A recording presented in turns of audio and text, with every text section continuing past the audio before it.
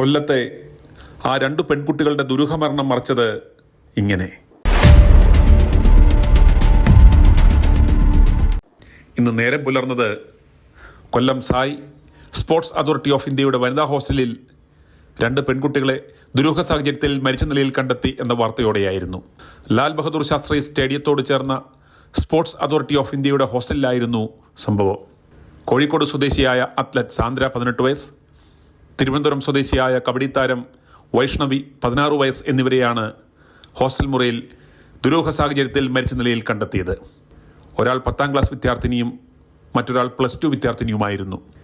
ഇന്ന് വ്യാഴാഴ്ച പുലർച്ചെ 5 മണിയോടെയായിരുന്നു സംഭവം പുറം ലോകം അറിയുന്നത്. രാവിലെയുള്ള പതിവ് പരിശീലന പരിപാടിയിൽ കാണാത്തതിനെ തുടർന്ന് കൂട്ടുകാർ മുറിയിൽ അന്വേഷിച്ചെത്തിയെങ്കിലും വാതിൽ തുറക്കാത്തതിനെ തുടർന്ന് ജനലിലൂടെ നോക്കിയപ്പോൾ ഇരുവരെയും മുറിക്കുള്ളിൽ മരിച്ച നിലയിൽ കണ്ടെത്തുകയായിരുന്നു. തുടർന്ന് വിവരം അറിയിച്ചതിനെ തുടർന്ന് പോലീസ് സംഭവസ്ഥലത്തെത്തി പരിശോധന നടത്തി മൃതദേഹങ്ങൾ ഇൻക്വസ്റ്റ് നടപടികൾക്ക് ശേഷം പോസ്റ്റ്മോർട്ടത്തിനായി ആശുപത്രിയിലേക്ക് മാറ്റി. മരണകാരണം വ്യക്തമല്ല. പോലീസ് അന്വേഷണം ആരംഭിച്ചിട്ടുണ്ട്. കൊല്ലം സിറ്റി പോലീസ് കമ്മീഷണർ ഉൾപ്പെടെ ഉള്ളവർ ഹോസ്റ്റലിലെത്തി പരിശോധനകൾ നടത്തി. 10ാം ക്ലാസ് വിദ്യാർത്ഥിനി വൈഷ്ണവി കബഡി താരമാണ്. കഴിഞ്ഞ ദിവസം കല്ലുവാതുക്കൽ നടന്ന മത്സരത്തിൽ വിജയിച്ചിരുന്നു. +2 വിദ്യാർത്ഥിനിയായിരുന്ന സാന്ദ്ര മികച്ച അത്ലറ്റിക് താരവുമായിരുന്നു. ഇനി കൗമാരക്കാരായ ഈ പെൺകുട്ടികളുടെ ദുരൂഹമരണം എങ്ങനെ സമർത്ഥമായി കവർ ചെയ്തു എന്ന് നമുക്ക് നോക്കാം. കണ്ണൂർ പയ്യാവൂരിൽ ഇക്കഴിഞ്ഞ തിങ്കളാഴ്ച സ്കൂൾ കെട്ടിടത്തിൽ നിന്ന് താഴേക്ക് ചാടി ഗുരുതരാവസ്ഥയിൽ ചികിത്സയിലായിരുന്ന +2 വിദ്യാർത്ഥിനി അയോന മോൺസൺ എന്ന 17-കാരി ഇന്ന് രാവിലെ മരിച്ചിരുന്നു. കണ്ണൂരിലെ സ്വകാര്യ ആശുപത്രിയിൽ ചികിത്സയിൽ കഴിയുന്നതിനിടെയായിരുന്നു മരണം. Payyavoor Sacred Heart Higher Secondary സ്കൂളിലെ +2 വിദ്യാർത്ഥിനിയായിരുന്നു അയോന മോൺസൺ. മസ്തിഷ്ക മരണം സംഭവിച്ച അയോണയുടെ അവയവങ്ങൾ ദാനം ചെയ്യുവാൻ തയ്യാറാണോ എന്ന് അധികൃതർ അയോണയുടെ മാതാപിതാക്കളോട് ചോദിക്കുകയും അവർ സമ്മതം അറിയിച്ചതിനെ തുടർന്ന് അയോന മോൺസന്റെ 2 വൃക്കകളും കരളും കോർണിയയും ഉൾപ്പെടെ ദാനം ചെയ്തു.